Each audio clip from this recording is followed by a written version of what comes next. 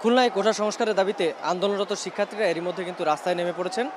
আজকে সকাল 10:30 নাগাদ কিন্তু শিক্ষার্থীরা নগরীর শিববাড়ি মোড় এলাকা অবরোধ করে রেখেছেন এবং শিববাড়ি মোড় এলাকা কিন্তু নগরীর একটি বড় প্রাণকেন্দ্র বললেই চলে এবং সেই জায়গাটি কিন্তু এখনো পর্যন্ত অবরোধ করে রাখা হয়েছে। বিভিন্ন স্কুল কলেজের শিক্ষার্থীরা এখানে এসেছেন এবং সকাল থেকে এসে তারা এখানে বিভিন্ন রকম স্লোগান দিচ্ছেন এবং তারা বিভিন্ন রকম দাবি জানাচ্ছেন। এই আন্দোলনের ফলে শাটডাউন ডাকা হয়েছে গতকালকেই এবং আজকে সকাল থেকে কিন্তু সেই শাটডাউন শুরু হয়েছে এবং শাটডাউনের ফলে নগরীতে সব ধরনের যান চলাচল কিন্তু স্থবির হয়ে পড়েছে বললেই চলে এবং দূরপাল্লার যে যানবাহনগুলো সেগুলো কিন্তু একদমই চলছে না শহরে।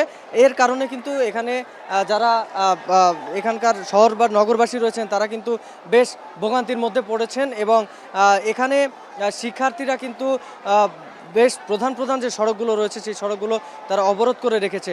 এর ফলে নগরীতে যারা বিভিন্ন জায়গায় যাতায়াত করছেন তারা কিন্তু যাতায়াত করতে পারছেন না এবং তারা চেষ্টা করছেন যে অন্যান্য কোনো মাধ্যমে বা বিকল্প কোনো মাধ্যমে তারা তাদের গন্তব্যস্থলে পৌঁছাতে পারেন কিনা। নগরীর বেশ কিছু দোকানপাট বন্ধ রয়েছে, তবে এখানে ওষুধের দোকান এবং প্রয়োজনীয় কিছু দোকান কিন্তু এখনও পর্যন্ত খোলা রয়েছে।